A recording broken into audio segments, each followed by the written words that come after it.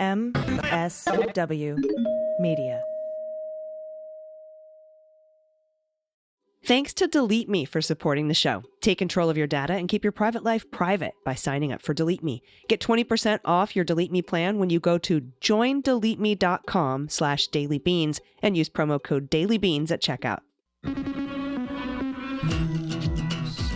with swearing. Daily beans, daily beans. Daily beans, daily beans. Hello and welcome to the Daily Beans for Tuesday, November 21st, 2023.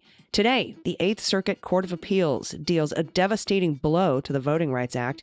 The Supreme Court rejects former officer Derek Chauvin's appeal in the murder of George Floyd. Senator Mike Lee is promoting a debunked conspiracy theory about a January 6th rioter. The appeals court hears arguments over Trump's limited gag order in the D.C. special counsel case. And Secretary of Defense Lloyd Austin makes a surprise trip to Kyiv. I'm Allison Gill. And I'm Dana Goldberg.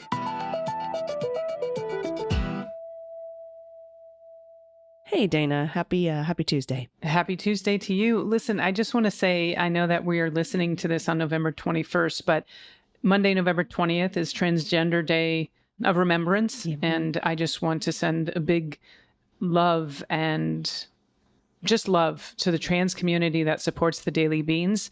We have had a number of losses this year alone, mostly the majority of trans women of color. And so I just wanted to send a shout out to my trans community to say, I see you and I am fighting beside you, and I will not stop fighting until we have full equity for our community. So I love you all, and I'm thinking about you today. Absolutely. Same. I see you. We are here. And just thank you so much for being you. Yes. That's all. All right.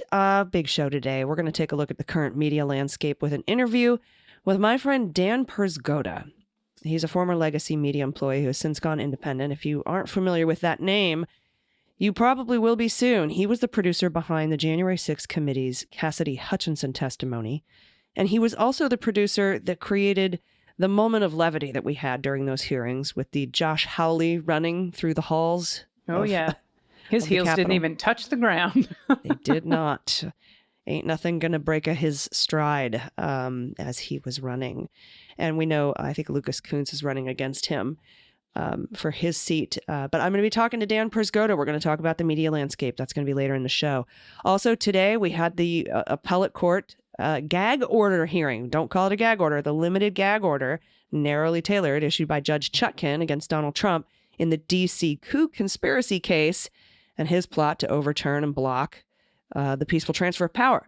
Now, the arguments did not really go well for Trump's lawyers. It seems like what's going to happen is the appellate court is going to lift the stay and reinstate the gag order, though they may more narrowly tailor it to allow Trump to attack Jack Smith, but perhaps not his family.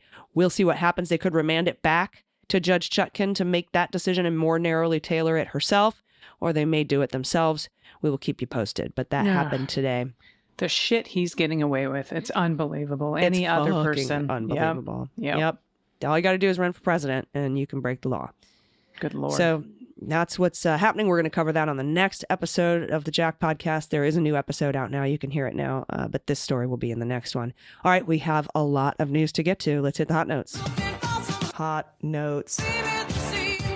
First up from Politico, a federal appeals court issued a ruling Monday that could gut the Voting Rights Act, saying only the federal government, not private citizens or civil rights groups, is allowed to sue under a key section of the landmark civil rights law. The decision is out of the 8th Circuit, and it will most certainly be appealed, and it's likely headed to the Supreme Court. Should it stand, it would mark a dramatic rollback of the enforcement of the law that led to increased minority power and representation in American politics. The appellate court ruled that there is no private right of action for Section 2 of the Voting Rights Act, which prohibits voting practices that discriminate on the basis of race. Only the government can sue. Yeah, it's fucking unbelievable.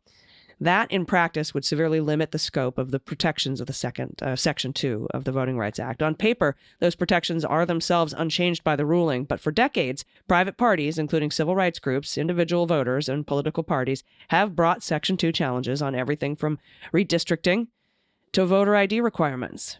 So like Mark Elias, if he wanted to file a MAPS lawsuit, he wouldn't be allowed to in certain states. After viewing the text, history, and structure of the Voting Rights Act, the district court concluded that private parties cannot enforce Section 2. The enforcement power belongs solely to the Attorney General of the United States. That's what they said.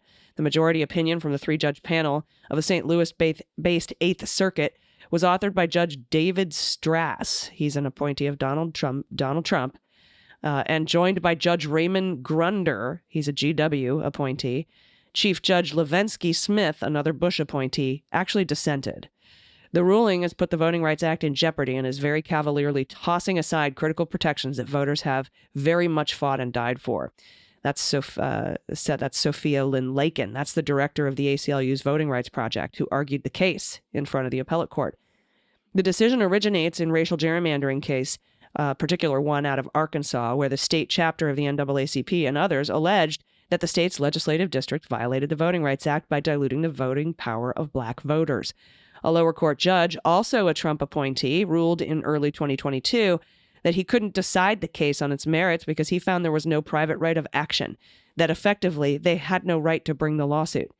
On Monday, the circuit court affirmed that finding. The 8th Circuit covers Minnesota, Iowa, North Dakota, South Dakota, Nebraska, Missouri, and Arkansas. Appeals courts covering other states have proactively found a private right of action, with the circuit split making it very likely the Supreme Court will want to weigh in on this. At least 2 Supreme Court justices have signaled an openness to the argument that non-governmental groups have no role in demanding the enforcement of the Voting Rights Act. In a 2021 ruling that made it harder to win on Section 2 claims, Justice Gorsuch wrote in a concurring opinion that the court was explicitly not ruling on whether private rights exist. Our cases have assumed without deciding that the Voting Rights Act of 1965 furnishes that right. That's what he wrote. He said lower courts have treated this as an open question. Justice Clarence Thomas concurred with Gorsuch's opinion at the time. A decision to bar private challenges under the Voting Rights Act would reverse decades of legal practice. Outside groups have repeatedly brought successful Section 2 challenges and litigate alleged violations of the law far more frequently than the federal government does. Quote, we're taking orders of magnitude of a difference in terms of enforcement of these rights. And you also have to remember, it depends on who's in the White House. Right. Merrick Garland, Attorney General of this DOJ, brings all kinds of lawsuits pursuant to the Voting Rights Act. But if you get somebody else in there, a Republican in there, do you think they're going to do that? No fucking way. While the Department of Justice can, and under President Biden increasingly has, brought Section 2 challenges, private groups have been the main drivers of these lawsuits. It's hard to overstate how important and detrimental this decision would be if allowed to stand. That's Rick Hassan, a prominent election law expert at UCLA. If minority voters are going to continue to elect representatives of their choice, they're going to need private attorneys to bring those suits. The immediate next step following Monday's ruling was not clear. Legal experts expect the case to end up in front of the Supreme Court. This SCOTUS could choose to hear and appeal directly, or the entirety of the 8th Circuit could weigh in en banc on the first case. Lakin, the ACLU attorney, said early Monday that the challengers had not yet decided their next step, whether they're going to file en banc with the entire panel of the 8th Circuit or go directly to SCOTUS. But they said the recent circuit split makes her believe SCOTUS would be interested in taking up the case. All right, AG, thank you so much. This one's from ABC News. Back to the Supreme Court. Well, then on Monday, they rejected former Minneapolis police officer Derek Chauvin's appeal of his conviction for second-degree murder in the killing of George Floyd. Some better news from what we reported yesterday on the other shooting. Now, the justices did not comment in leaving in place state court rulings affirming Chauvin's conviction and 22-and-a-half-year sentence. Chauvin's lawyers argue that their client was denied a fair trial in 2021 because of a pretrial publicity and concerns for violence in the event of an acquittal. Floyd, who, as we know, was black, he died on May 25th of 2020 after Chauvin, who is white, pressed a knee in his neck. God, it's so hard for me to read this. I have such a visual in my head. Yeah, we all saw He it. pressed a knee on his neck for 9.5 minutes on the street outside of a convenience store where Floyd tried to pass a counterfeit $20 bill. A bystander video captured Floyd's fading cries of, "I can't breathe." Floyd's death touched off protests worldwide, some of which turned violent and forced a national reckoning with police brutality and racism that's still playing out.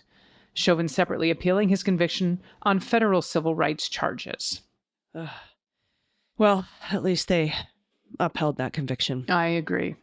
Next up from Ryan Riley at NBC, Republican Senator Mike Lee, based Mike Lee, said over the weekend he planned to question the director of the FBI on whether a Trump supporter currently serving 4 years in federal prison is an undercover federal agent. Yeah. Okay. Mike Lee of Utah, a member of the Senate Judiciary Committee, promoted on his personal Twitter account, I don't call it X, a conspiracy theory that one of the January 6th videos released at the order of House Speaker Mike Johnson shows an undercover federal agent disguised as a Trump supporter. Quote, "I can't wait to ask FBI Director Wray about this at our next oversight hearing."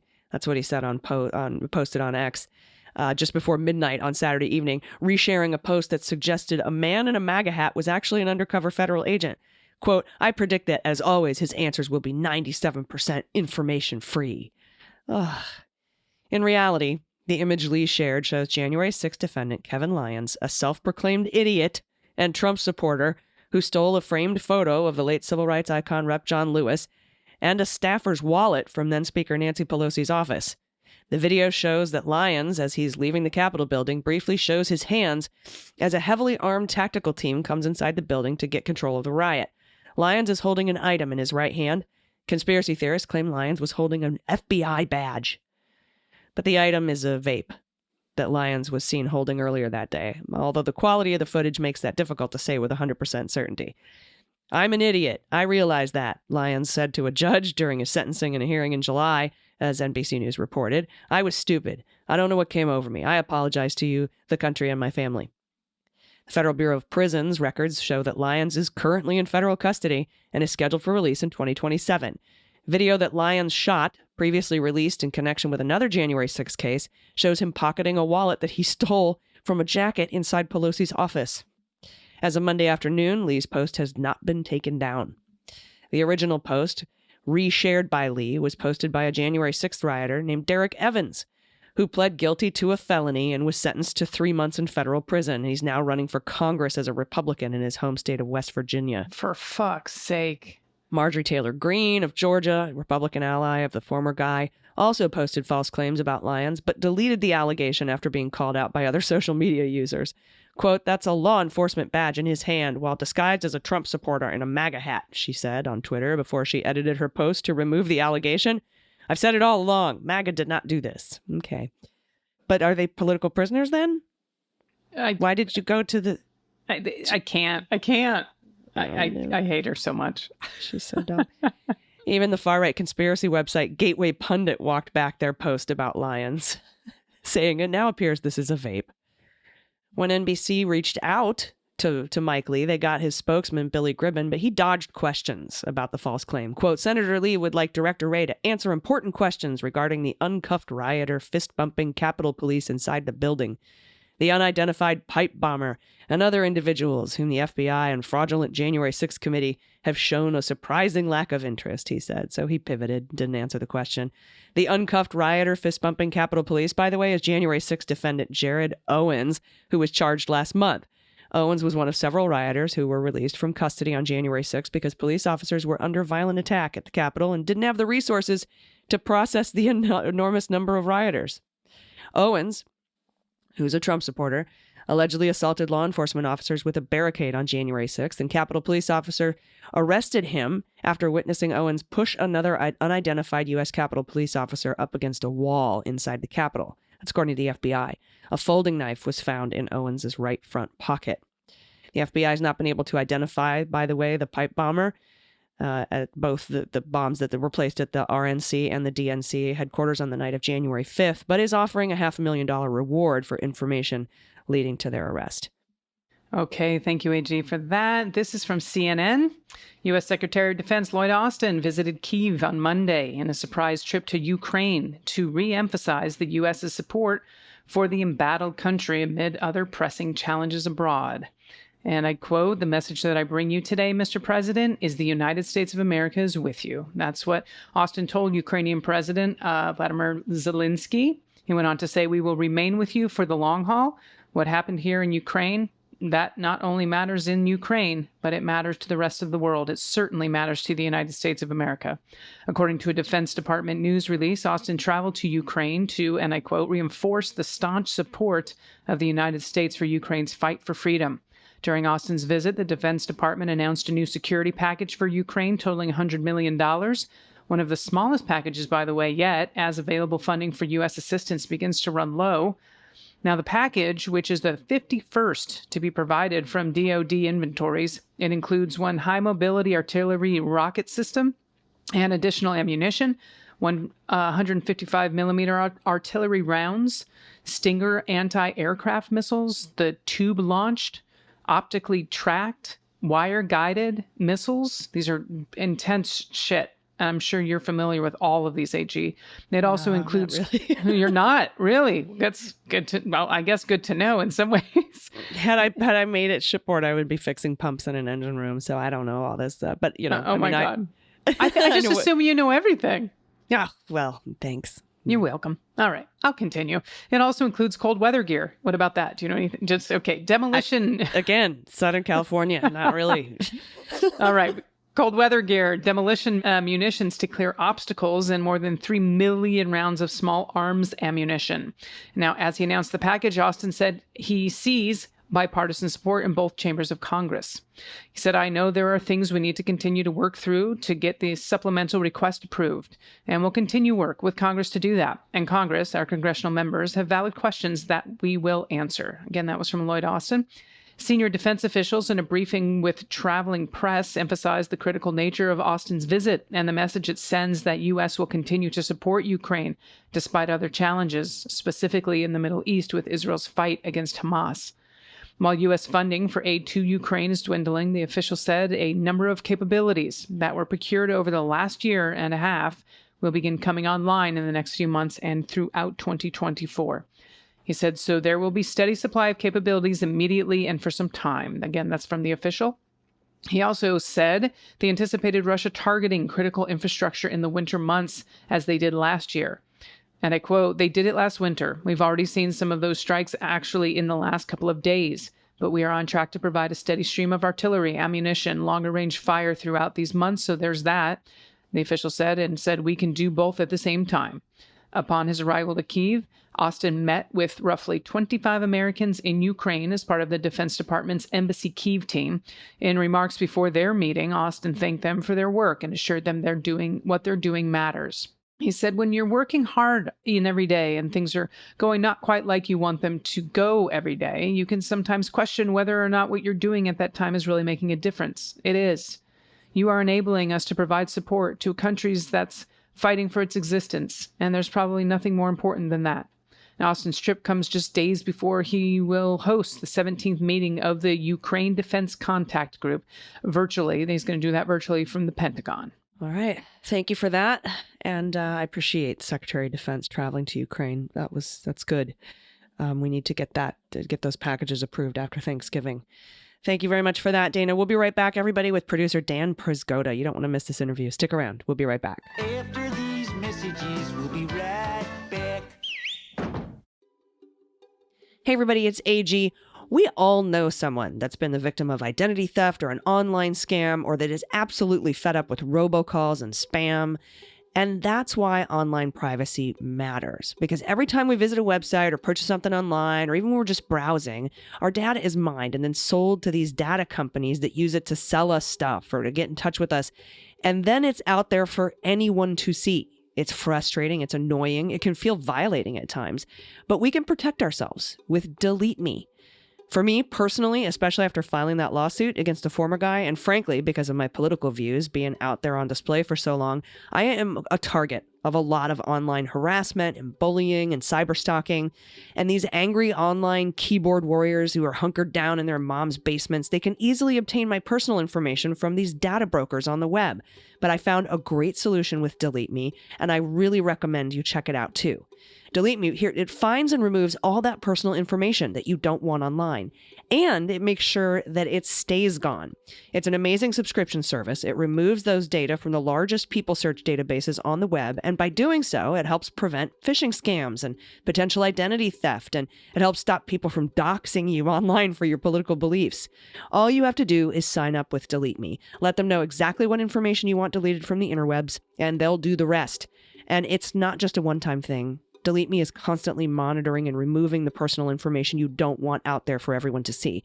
And my favorite part, Delete Me sends me these regular personalized privacy reports that detail what they found, where they found it, and what they removed. It's really, truly an incredible service. So take control of your data and keep your private life private by signing up for Delete Me. Now, a special discount for our listeners today, get 20% off your Delete Me plan when you go to joindeleteme.com/dailybeans and use promo code dailybeans at checkout.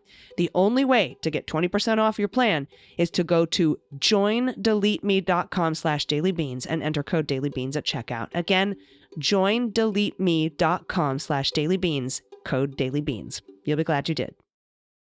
Hey, everybody. Welcome back. I'm super honored today to be joined by an independent journalist, used to work for pretty much every major media outlet that you can think of for about 15 years, independent journalist now, and produced some of the most impactful moments in the January 6th committee hearings.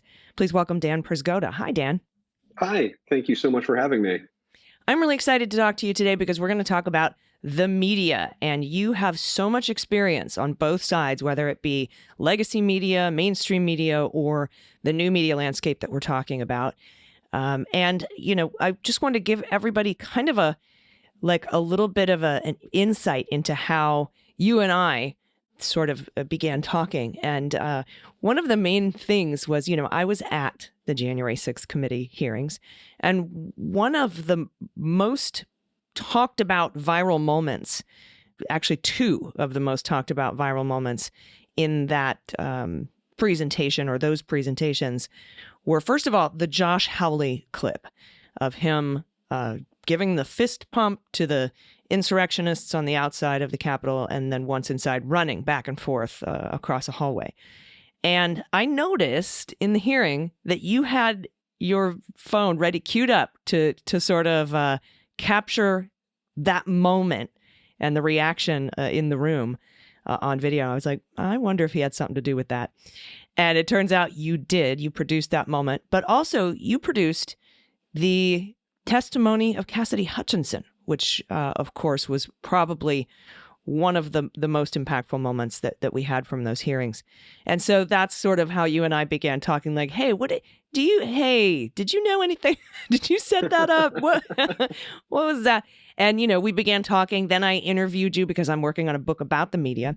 And we talked all about sort of what's going on in the media landscape right now as we gear up for 2024. And I just wanted to sort of bring that to the Daily Beans. So could you talk a little bit about those moments and a little bit of your expertise in working in the media? Sure. Yeah. Well, just to back it up a little bit, you know, the one of the main topics that I was working on for many years, but was flaring up in 2020, was looking into extremist groups. And all throughout 2020, I was covering the BLM marches, and I was also looking into these extremists who were attempting to hide among some of the BLM marchers and protesters. And so that work, I exposed a network of these Boogaloo boys, but we're also looking into the Proud Boys and the Oath Keepers. And so 2020 was a very momentous and interesting year in looking at that, because these guys, what they were doing was twofold. I mean, they were taking advantage of, you know, a moment of great unrest in our country, And at the same time, they were also kind of testing the boundaries of how much they could get away with. And we saw this, in the state houses, like in Michigan, of people, freely entering into the state house there, armed with AR-15s, fully kitted up, as they would call it, with tactical vests and masks and everything. And a lot of them were testing the fences on how much they could get away with. And there's a direct correlation between what they were doing throughout 2020 under the guise of these COVID lockdown protests into what we saw on January 6th. So that kind of was part of what led me into working there. And, like we saw on January 6th, just a horrifying moment of the Capitol being overrun, and there was we've seen the organized movement of the Oath Keepers and the Proud Boys, and they're still finding, the FBI are still finding people, and they're still charging people who were involved in that moment.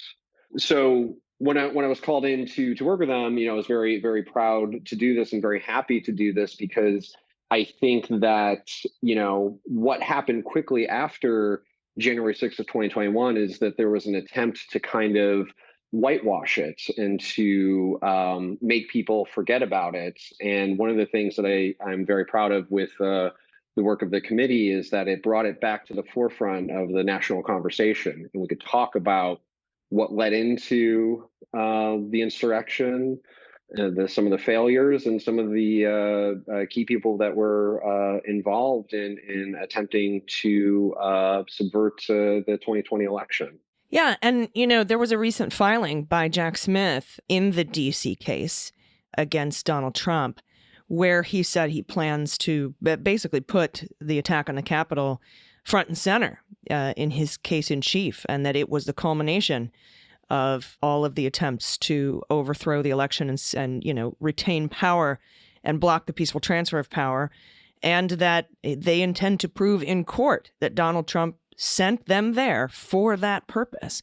And I think that that's the first time, in fact, I know it's the first time, we have gotten a clear sort of understanding of what the special counsel intends to prove at trial with regard to the attack on the Capitol, because when the indictment came out, obstructing an official proceeding with a fraudulent electors scheme, conspiracy to defraud the United States, conspiracy against rights, it didn't really hit you upside the head that the attack on the Capitol was the centerpiece of the indictment until Donald Trump wanted to remove the language about January 6th from the indictment, calling it incendiary and prejudicial. And then, of course, in response to that motion to strike that language from the indictment, that's when we get finally from Jack Smith his intent to prove those things in court. And I think that the work of the January 6th committee, and in particular, even the testimony of Cassidy Hutchinson, had a lot to do with that, and how that day is presented. And I if I were you, I'd be like, man, I wish I could help the the prosecution with putting on their case in chief using the video of that day. But I think we'll see that. But I think that, it kind of leads into our discussion of what we're going to talk about today, because, it's, again, I think it's hard to think back to 2021, like immediately after it happened. And the January 6th committee didn't start airing our hearings until the summer of 2022. And all throughout that time, you didn't see a lot of major news outlets replaying that footage, digging into it or anything. And my opinion is that, the January 6th committee kind of re-sparked that conversation. And again, a lot of these legacy media outlets had this stuff in their archives. They were able to go out and find the people who were involved in it, ask the questions. And so the thing that I think we all have to ask ourselves is, why didn't they? Why didn't they? Yeah, and let's kick off that conversation with that, because I think one of the main things that you and I both talked about, at least in our interview with regard to the book, is the horse race media. Talk a little bit about that, what your experience is with that, and how we're seeing it in action now.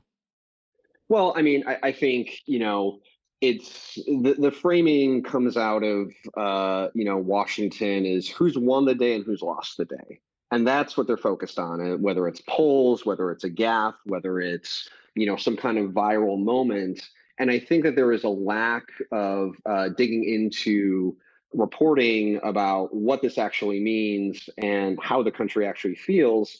And I think that there is unfair framing of a lot of the issues at hand. I mean, there were reports even back in 2021 saying that Biden's Build Back Better Act was going to be horrible for the country. We've seen reports, again going back from 2021 from CNBC and Bloomberg that there's going to be a recession just around the corner, and you can point to headlines that are sometimes a year to the date apart of there's a 100% chance of a recession, didn't happen. There's a 100% chance of a recession, didn't happen.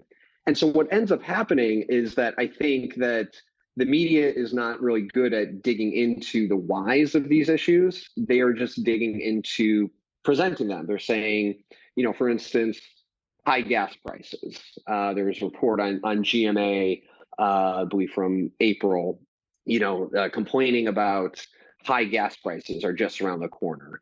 And one of the things that they blame for the high gas prices is Biden announcing that he's going to refuse to drill in the Alaskan wildlife. Well, I think that is patently ridiculous to say that, well, that's the reason why your gas is now 10 cents, 20 cents higher, when there's a whole multitude of reasons for it. There is, OPEC cutting off production. There's hurricane season that impacts oil refineries offshore. There is Corporate greed. Corporate greed. Let's talk. Because Philip Bump at the Post just put out this great opinion piece saying you're going to have to adjust your talking points because at this point in Biden's presidency, we have exported more oil and drilled more oil than Trump did, at this point in his presidency. And he is like, if you're thinking that we're sitting on some giant reserve of untapped oil, you need to rethink your talking points. And so I'm appreciative of the Washington Post for putting that piece out, but that's not what gets the coverage, right? No, and in 2022, Biden sold from the Strategic Petroleum Reserve that actually helped lower gas prices during 2022. How many articles have we seen about that? How much TV coverage have we gotten about that? It's, we get the, morning news show program about here's the most ridiculous gas prices in the country. Everyone's feeling pain at the pump. And so then it's no surprise that when they turn around and CNN presents these polls saying that, well, the mood of the country is, a third of people don't think Biden is doing a good job for the economy. It's like, well, I'm not saying that the media should be. You created that, you made that true. Like it's while you're wagging the dog. You're like, the economy is, people don't like the economy. Oh, here's a poll saying people don't like the economy. How come? And it's just like, oh, okay, well, it's a self-fulfilling prophecy. Perhaps if you focused on the good things in the economy, like a flat inflation over the past month, we would see that reflected in the polling, paid for by political parties, and presented to the media to continue the horse race. It sometimes feels like they are reading off that Twitter account, the New York Times pitch bot, but taking it seriously, of saying like, there was record jobs numbers out. How is this bad for Biden? Unemployment is the lowest ever. How is this bad for Biden? And we joke about that, but it's also, you can see how surprised a lot of the pundits were after last Tuesday's election, where the Democrats, regained control of the House in Virginia, where the Ohio overwhelmingly voted in favor of preserving rights for abortion, and you could see in the lead up to that too, all of these pundits and all of these news programs were just going off that poll where Biden was down by 1 point against Trump in key swing states. So they were expecting a disaster. They were saying, oh, Biden's unpopular nationally. And then the next morning, they all have to kind of try to spin it in the opposite direction, and they show that they are not prepared for this moment. Mm. Yeah, and there's a lot of instances of that. I know you gathered quite a few clips. Yeah, and I think one that I'd like to talk about is, recently on Meet the Press, Kristen Welker had Ronna McDaniel on, and this was right after Trump at a rally used the term vermin to describe people on the other side. And this is, as people point out, that, this is right in line with things that Hitler and Mussolini have said. And so she has horrifying message of to call your political opponents vermin. And so she has the head of the RNC on her show and basically just asks her, well, how does she feel about that? Ronna McDaniel totally dodges the question. She says that Trump supports veterans and our troops, which, again, it doesn't take that much to go back and say, well, he didn't want to show up to a World War I memorial in France that he is apparently, according to his chief of staff, has disparaged veterans and dead, service members who've been killed when he was visiting Arlington.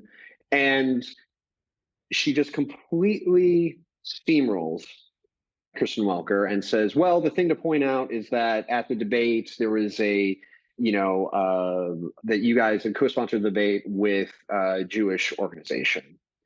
And Kristen just moves on. There is no pushback. There is no, this terminology comes right from Hitler, right from Mussolini. And the response is, well, I'm glad that the GOP debate was co-sponsored by a Jewish organization. And again, you were doing, this is a very serious moment. This is someone who is the front runner of the GOP, who is likely, is going to be the nominee for them. And this is not horrifying to you. This is not something that we should treat seriously, that this is politics is normal, that this is just part of the Trump show. I mean, what are we doing here? Yeah, exactly. And we have that clip of Ronna McDaniel on Meet the Press. Let's listen.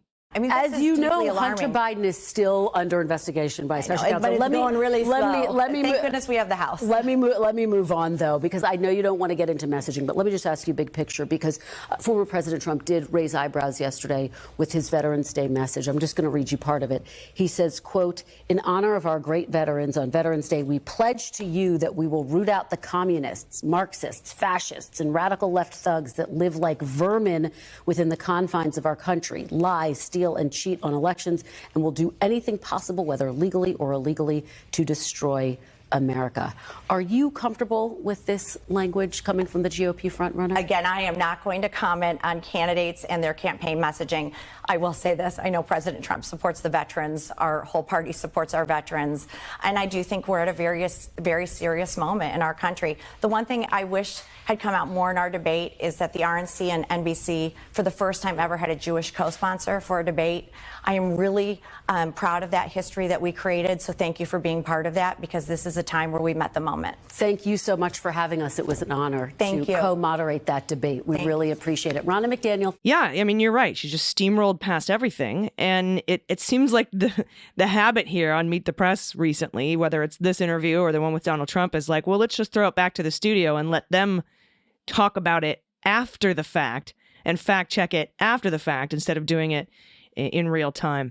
Here's another clip that I wanted to ask you about. This has to do with a CNN poll on Tuesday, the recent election that we had that was, by the way, a huge blowout for Democrats. I mean, we cleaned the floor with Republican asses on this election. But let's listen to this clip. Back, Democrats pulling off big wins in Ohio, Kentucky, and Virginia last night. There are still serious headwinds, though, facing President Biden's re-election campaign. There was a brand new CNN national poll this morning, and it shows Donald Trump beating Biden in a hypothetical rematch, 49-45. And when it comes to favorability ratings, both candidates are underwater, 39% favorable versus unfavorable for Biden. Trump not too far off, 38% favorable versus 56% unfavorable. Still, what this poll makes clear is that Americans see Biden's weakness as Trump's strength. On whether the candidate has the stamina, The sharpness to serve effectively. Only a quarter of Americans back Biden, compared to 53% who say Trump has that. And on being an effective world leader, Biden comes in at 36%. Trump comes in at 48%. Meanwhile, we are seeing the same trends nationally that we saw in those swing state polls from the New York Times and Siena College. Biden losing support among key groups that helped him win in 2020. So let's talk about that clip. Well, let's talk about these polls in general. Like, number one, the poll that came out, it's a year out from the election. So I don't put too much stock into polls a year out from election when you haven't had Biden running a traditional campaign to begin with. He's out there being the president, and also on the media side of like, you're kind of not treating Trump as the presumptive nominee in a real way. You're still flirting with these other candidates for the GOP that are coming up. And just let's think about who picks up the phone and who answers these kinds of polls. They are going to skew in a certain way. And again, if all that you're pointing out is the economy is bad and everything is bad because of Biden, and we're not going to cover any of his accomplishments, like how many times during the 2016 election do the cables cut to an empty podium waiting for Trump to show up? And now how many times during this upcoming election cycle are we seeing cameras waiting for Biden to stand in front of a bridge that's, going to be renovated? They barely cover him when he is standing on the line with United Auto Workers, which is, again, a huge moment for a sitting president to be out there on the picket line with striking workers. So you're getting a skewed sense of what the mood of the country is, and it is kind of this echo chamber and this circular kind of conversation around it of people can talk about this, but all you're putting out is coverage that I think is not balanced and not fair and not looking into the real mood of the country. And I fully expect, 2024, the what do people in diners think coverage to start very quickly for all the mainstream. Yeah, and I mean it should seem obvious. I mean, in 2012 we had this same kind of polling and coverage of Obama's race against Mitt Romney. We saw it in 2016 where it was 96% sure Hillary was going to win, and that was just sort of everybody's thing. We saw it in 2018 when, the Democrats are going to fall flat on their face, and there was a blue tsunami. We picked up dozens of seats. Then we saw it again, obviously, in 2020. We all tried to warn about the red mirage, and we saw that again. And then in 2022, clearly, everybody, and all the pollsters, red wave, which never materialized. And then 2023, we've had this election where everyone's like, it could go either way. It's a toss-up. Blah, blah, blah. And then we blow it out. And then everyone says, the Democrats are awesome, except for Biden, the leader of the party. And now we're going to head into the same old with 2024. And before I let you go, I wanted to play a clip for you. I think it was Rachel Maddow on Seth Meyers this week, and her kind of view of how this horse race media can fail us and the way that things are being covered. Let's check that out. I feel like the thing that I have come to understand by looking at the way it operated in other time periods, not just looking at it in other countries, but looking at it in our own country, is that when people are telling you something about a minority group that says they're not just bad, they're not just things about them that you shouldn't like, but they're evil, that they are secretly powerful, that they're the reason things are bad. That sort of toxic conspiracy theory about a minority group has a purpose. It is always to make us think that we shouldn't be in a democracy. Because, right, a democracy is that we all decide things together. That's the basic idea of it. You have to put a seed in people's mind that there are some people among us who aren't just bad, they're dangerous, and they're out to get us, and we need to be protected from them. And therefore, we can't have a democracy, because we can't have those people voting too, and we need a government that's going to protect us from those dangerous people. That's the purpose of those, not just stereotypes, but those dangerous conspiracy theories about disfavored minority groups. And that form of anti-Semitism is part of fascism. It's part of authoritarianism. It's part of trying to make us give up our democracy. And it's evil, and it's pernicious, and it keeps repeating itself, and it ought to be a big red flag to all of us. It's not just about hating people. It's about getting to undo democracy, and we shouldn't stand for it. Yeah, and so Maddo's exactly right there. These are the red flags that should be raised. It shouldn't be, oh, there might be a process about impeachment for Joe Biden in the House of Representatives today. It's, hey, they are trying to elect an autocrat. They are trying to install fascism by breaking the government. And where's that coverage? I think is the big question. It's so well said, and it's a sentiment that I agree with. Of that, this is a different moment. This is a very different moment than in any other presidential election. The media can't run by the same playbook that they have in the past, and we have to take these things very seriously. I mean, look what it led up to. Look on January 6th, again, of this unchecked rhetoric, this unchecked aggression.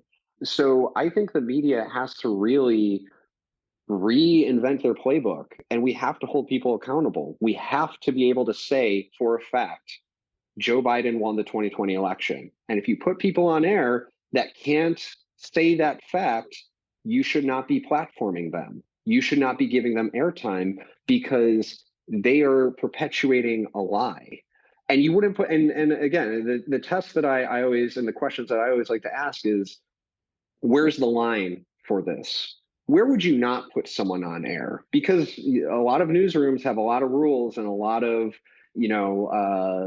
procedures about who you should air, who you should quote, what you should take seriously. So why are they continuing to fall for this? And I think we know the reason why is that it's good ratings. I would like to, I don't know, I would like to talk to them and say that there's other ways to make money. There's other ways to get ratings. I mean, covering a potential fascist party in our country, I think it would meet their profit center bottom line sort of requirements on getting clicks and views. I mean, if you want to talk about like fear and the things that sell, and if your only incentive is money, I don't understand how you're missing this. Do you know what I mean? Like, totally. And I think too that there has been, this belief for going on for many years that, well, let's just get people into the tent.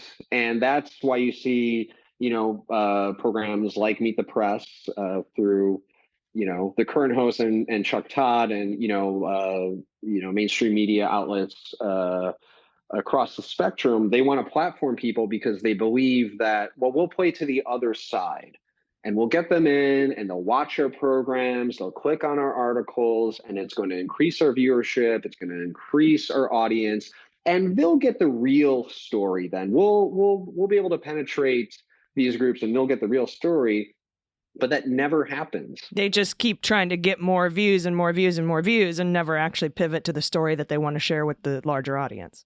Yes, and the audience that they're trying to get doesn't trust them anyway, and they're going to retreat back to their own silos and everything. So I don't understand and I don't agree with treating people who perpetuate these kinds of lies with kid gloves. I think that it's a responsibility of the media to be a check on the powerful, to hold people to not get away with lies and not to platform these lies. That's our responsibility is to do that. And if we're not prepared to meet that moment and we're not doing that, then again, what are we doing here? Yeah. And I will say that there are some anchors and journalists throughout mainstream media that do focus on these things and focus on the things that need to be. I mean, we just saw Maddow on Seth Meyers on a mainstream media network talking about this. So that is excellent. There just needs to be more of it. I think it needs to be more consistent.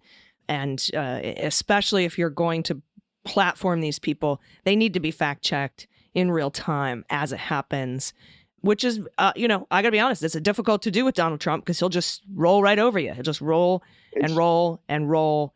But there are folks like Mehdi Hassan and, people who will not let you off the hook until you answer this question, will not let you pivot to another point or a talking point or a spin until you answer this question. There was a great interview with Jim on CNN the other day with one of the Republican reps talking about the Hunter Biden investigation. And, he's like, are you going to vote to hold Jim and Hunter Biden in contempt if they don't show up for their subpoena? And he's like, well, of course I will. Absolutely. And he's like, but you didn't vote for Bannon's contempt to the January 6th thing. And he's like, well, tell me what public office Bannon ever held. And he's like, well, tell me what public office Jim Biden or Hunter Biden ever held, and he wouldn't let him off the hook. And I appreciate that. He never really, truly got the answer. But eventually you have to give in to time.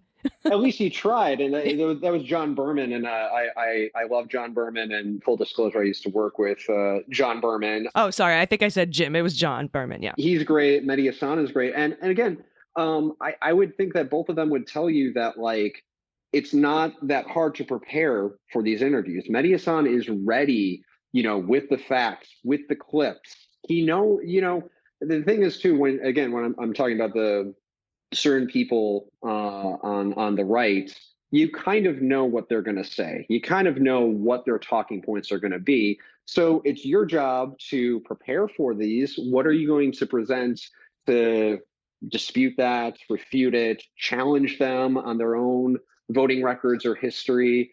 And yeah, I mean, I think that if we had moments like that all the time, you would see the ratings go up, and you wouldn't have to sell out your principles for it either. Agreed. All right. Well, thank you so much. And I do know we talked about several issues where you just need to keep somebody in that seat for that hour.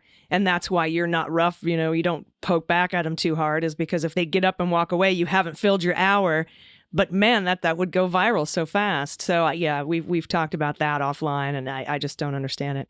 I want to continue this conversation, but we are short on time. But please tell everyone where they can find and follow you. I'm mainly on Twitter. I hang out there a lot. My username is at DPRZYGODA, and I try to balance my feed with serious topics and some light humor every now and then. Well, thank you so much for your good work. I'd hate to think where we would be if we didn't have the produced Cassidy Hutchinson testimony on January 6th. And we certainly all wouldn't have gotten a little bit of levity without that Josh Hawley clip. So I appreciate all of the work that you're doing, the work that you did there, and the work that you've done and will continue to do. My friend, Dan Przygoda, I appreciate your time. Thank you so much for having me. Everybody, stick around. We'll be right back with the good news. Everybody, welcome back. It's time for the good news. Who likes good news, everyone? Then good news, everyone.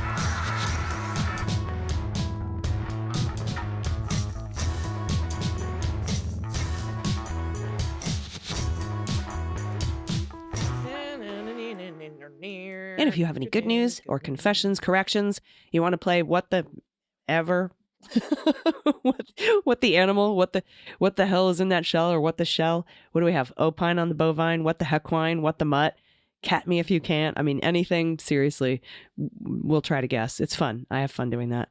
If you have a shout out to a loved one, a partner, a spouse, a family member, a friend, a small business in your community, if you can't pay pod pet tax, perhaps you can send us an adoptable pet in your area.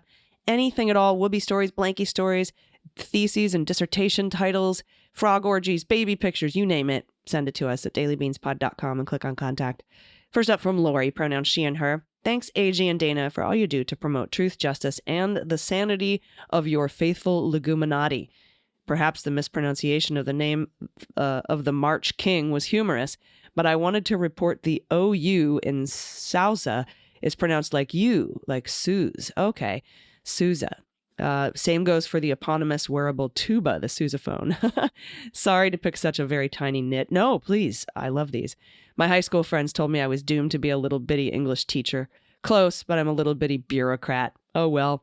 Hope you have a fabulous holiday season, the fabulous holiday season you deserve. As pod pet tax, I submit my friend Maxwell, who rescued me in 2019 and will be 16 years old on December 9th. He's a designer mutt, a Chihuahua crossed with a Papillon. Oh, look. Oh, he's cute, a little floops. Ears and the little kind of flags coming down off his ears. Adorable pup. So good. All right. This is from Panda Chronicles, pronounced she and her. I knew I could count on you to convey the most important matter discussed between Biden and Xi Jinping. Nope. How do you say? Did I do that right? Xi Jinping. Look at me. All right. Xi Jinping. I got one right. We don't even need an edit. I'm just going to keep going. Yeah. I am, of course, referring to the repandification of the U.S., notably Pan Diego in D.C. Pan Diego is my closest zoo, although the weather for pandas is far better in Seattle. Just saying. Life has been feeling pretty dark with with the wave of fascism that TFG and GQP at large are threatening us with. So the news that she actually said he would like to continue the Rent-a-Panda program was music to my troubled soul. I'm well aware that China's human rights issues are vast and terrible, and not just China.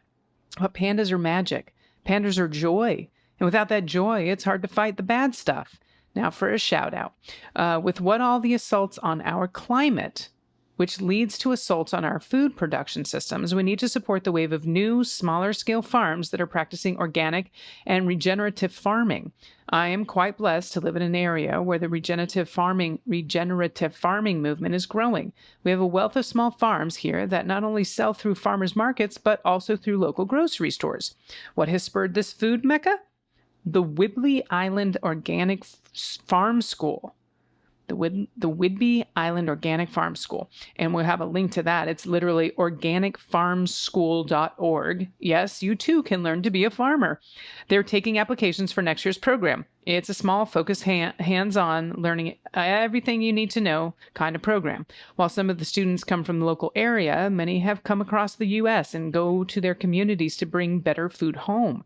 I know I sound like a recruiter, but while I sometimes volunteer there for some of their food events, I have no ulterior motive for singing their praises, other than pandas really like carrots. If any of the Beans listeners were thinking that they wanted to get into farming, this is a wonderful program. Thanks again for providing some sanity news with swearing and good news to the world. Don't forget to find some joy and pandas from time to time so we can keep going and fight these fascists. For pet tax, I include a baby panda. Bah. Look at the baby panda. So good. One of my favorite memes is that little baby panda sneezing and scaring the shit out of her mother. Yeah. I don't know if you see, it's one of the funniest, like I will watch it on loop. It's one of the funniest things I've ever seen. I've seen it, like I've watched it a million times. It brings me so much joy. So that's awesome. Organicfarmschool.org, everybody, if you want to check that out. Thank you so much, Panda Chronicles. Next up from Anonymous, pronouns he and him, I want to thank AG and DG for my morning news fix with swears, and thank the Leguminati who recommended the PEP podcast out of Australia. It's a fun perspective from outside the U.S., and it makes you notice that there are different accents within Australia because, in the first episode I played, one host talks about Trump's bail, and the other confusedly said that he didn't want to know about Trump's bowels.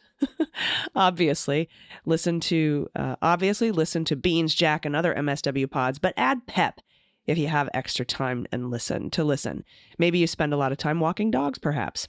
My pod pet tax is picture of our dogs to prove this breed doesn't just lay around all the time like people think, and to give AG and DG a chance to boost their success percentage. Thank you.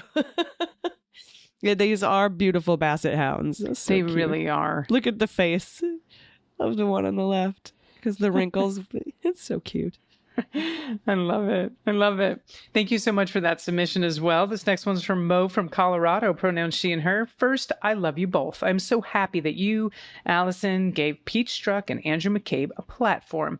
So short shout out to myself. When 3 girls moved in with me in 2014, they only voted in presidential elections. I convinced them that all were important. Now they remind me old age. Now, this month, we were running behind, and good news, we had volunteers come to our door. Pictures of my doggies, you can guess breeds, but they are both rescues. I lost the gray one last summer. He was a purebred. Oh, look at these adorable little babies. They're very cute.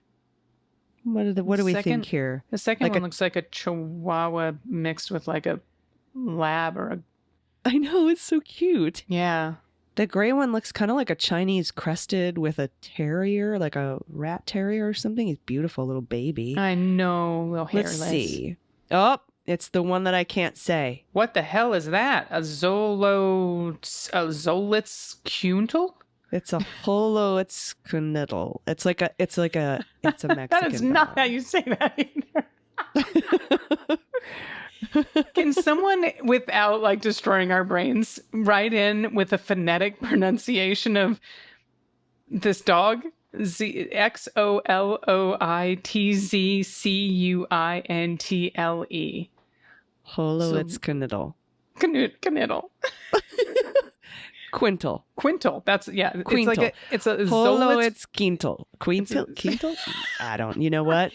I feel very drunk right now. Okay, but the other Don't dog ask is a that. Dachshund Beagle. We didn't get either of those. No, I took German. I should have taken Spanish, but I did not. But my God.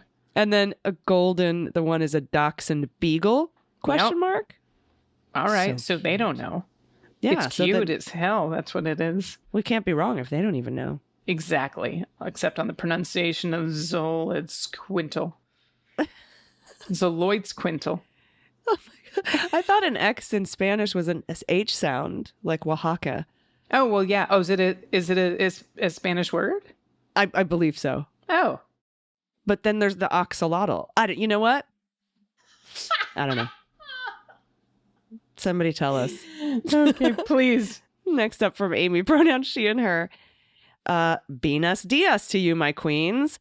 I always love the show. I sort of have a self-brag. I'm a fairly decent knitter, and I really enjoy knitting colorful things. Christmas stockings lend themselves to that. I have made the ones in the picture over the last couple of weeks. I'm hoping to sell some, and I'll fix the heel on the red snowflake one. It's all wrong. At a local festival in December. Next year, I might branch out into taking orders. For pet tax, please enjoy our former magnificent bull, Willie. He is an American milking Devon, a breed of cattle used for meat and milk. Their meat is delicious, and the milk, don't milk the bulls, is high fat and makes excellent butter and cheese. Thanks for being you. Happy Thanksgiving. Look at this American milking Devon. I'm glad we didn't have to guess that. But beautiful. Beautiful animal. It's beautiful indeed. Oh, these stockings are gorgeous. They are. I want to put them on my feetsy instead of the fireplace. Both.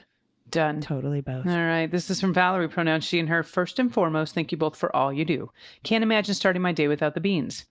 Not good news, but I just listened to the 1120 episode and I need more information about a line from Clue in the old episodes. I started listening to the Beans in 2022, so that was before my time. But if those episodes are still available to listen to, I would just for the Clue reference alone.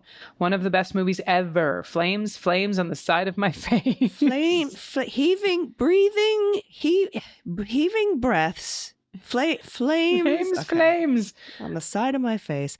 What you also need to watch, Valerie and everybody, is a movie with Steve Martin and Madeline Kahn called Mixed Nuts.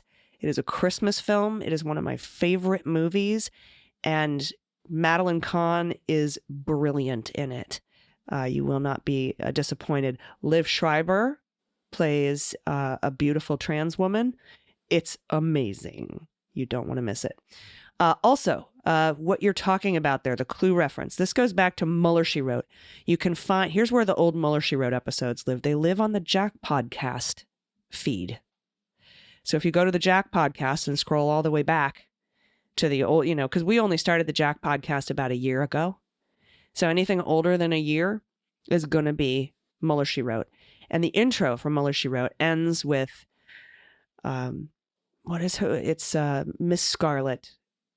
No, communism is a red herring. I'm a capitalist.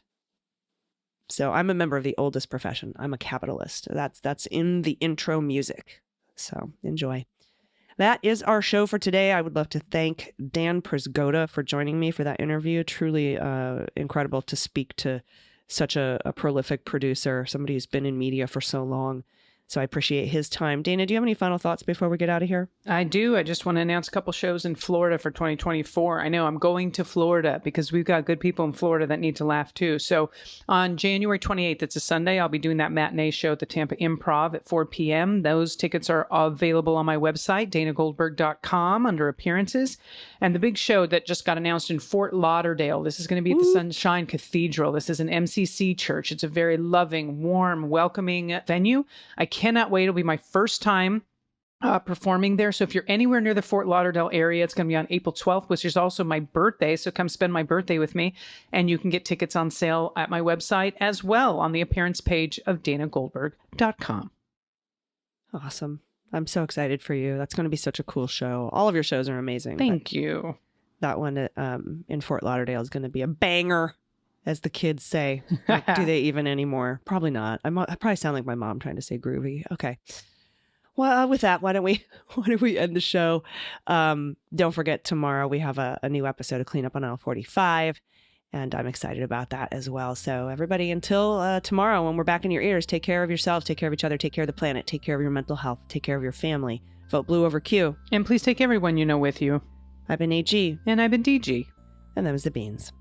The Daily Beans is written and executive produced by Allison Gill, with additional research and reporting by Dana Goldberg.